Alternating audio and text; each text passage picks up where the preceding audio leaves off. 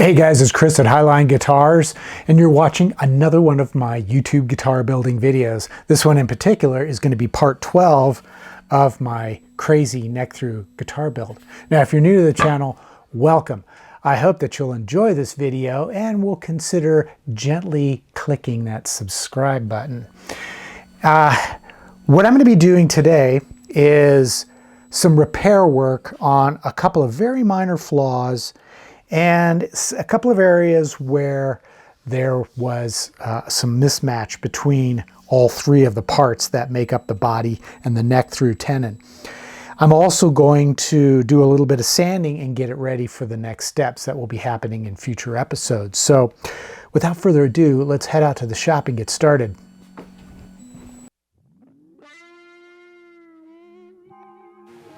When it comes to fixing defects like this in one of my guitar builds, what I typically will do is pack the defect with little chips and bits of sawdust that I grab out of my dust collector. Now, a lot of folks would say, oh, you should try to match the wood as carefully as possible. But I find that the minute you douse it with some CA glue, whatever chips you used are going to turn really dark. So if I was to actually match the wood with dust from the top that is featured on this guitar, it would turn almost black. So I'm fine with just using a little bit of maple. And then for areas of tear out, like around this pickup pocket, what I'll do is I'll build a dam with some masking tape. It's a pretty crude and simple way to do it, but it works really well. And then I'll just pile in those chips and sawdust right up against that dam. And then I'll saturate it with the thin CA glue, let it soak in. And before it completely dries, what I like to do is pile on some more of the chips to really make sure that that whole area has been completely overfilled. And then I'll let the glue dry for about 10 to 15 minutes. It doesn't take very long. And if necessary, I'll keep piling in the chips and the dust until I'm satisfied that I've got the flaws filled in.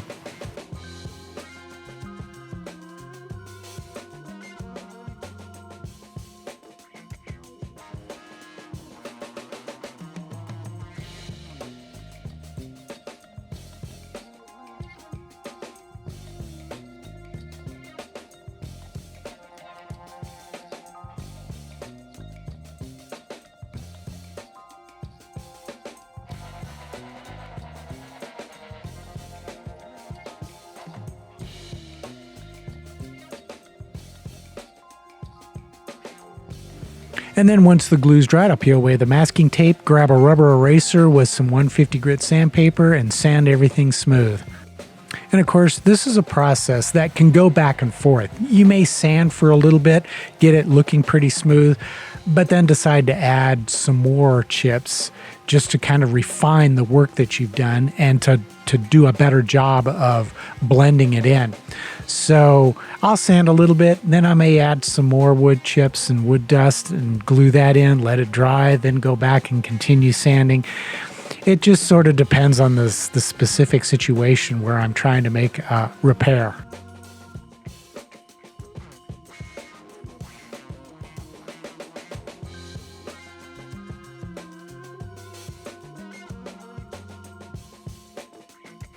And one of my favorite hand tools that I have in my arsenal is an 1/8 inch wide chisel. And I use this a lot for doing fine detail work like you see me doing here, where I'm just scraping out some of that excess wood chip repair that I did here along the edge of the fretboard where it meets the neck. Now, in a previous episode, you might remember how the body halves don't quite line up properly with the back edge of the guitar. There's a little bit of a gap there. And to fix that, I just take the guitar over to my little belt sander with an 80 grit sanding belt, and I'll just work it like you see me doing here to get that edge smooth and to get all three parts, the body parts and the neck tenon, matching up so that it looks purposeful.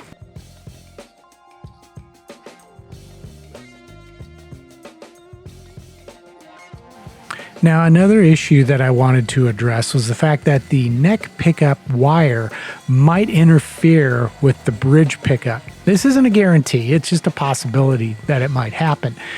And since I didn't address this when I cut the neck on the CNC machine, I'm going to have to address it now. And the way I'm going to do that is I'm going to use a Dremel with a small ball carving bit, and I'm going to cut a shallow channel, and this channel will run down the side of the bridge pocket and then across the bottom. That way I can tuck the wire from the neck pickup out of the way. It'll be running through that channel to the hole that will lead from the bridge pickup down into the control cavity.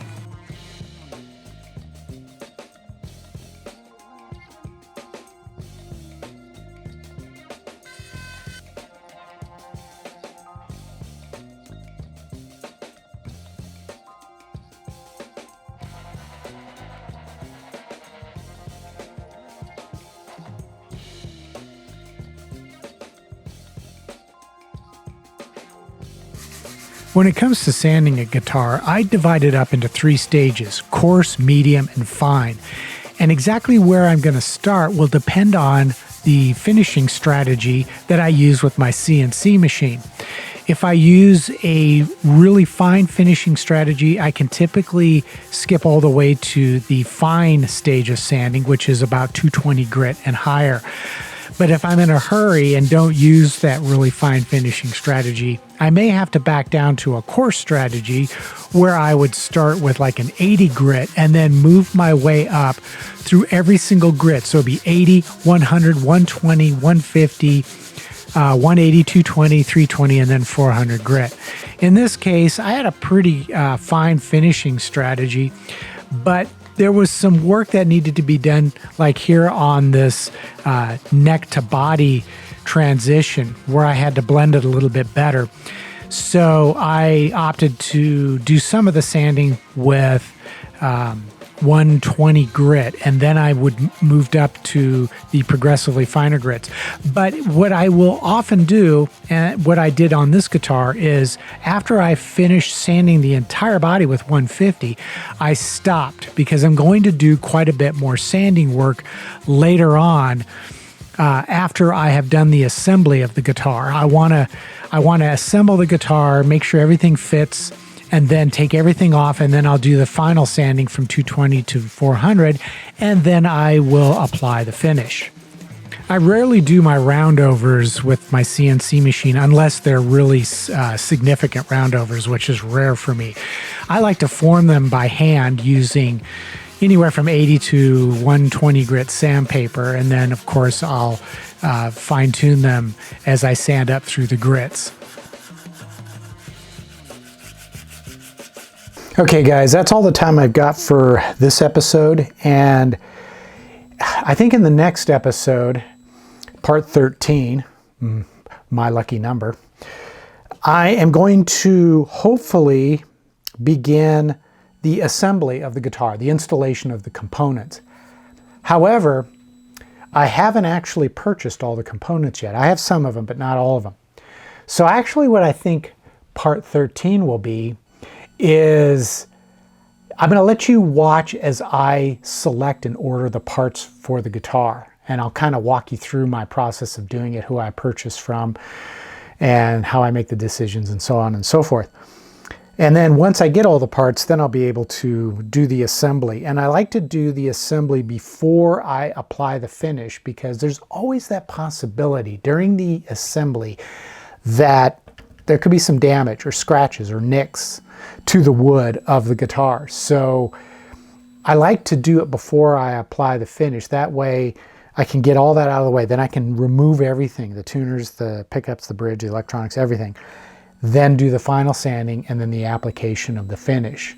Once that's done, then I can do the final assembly. So yeah, there's still a lot left to do and a lot of parts left to this series. So I hope that you got something out of this video and you will continue to follow along as I progress with this build. And again, if you're new to the channel, I hope that you think that this is useful content and will consider subscribing. So until the next episode, as always, take care, stay safe, and I hope you'll be back for the next episode.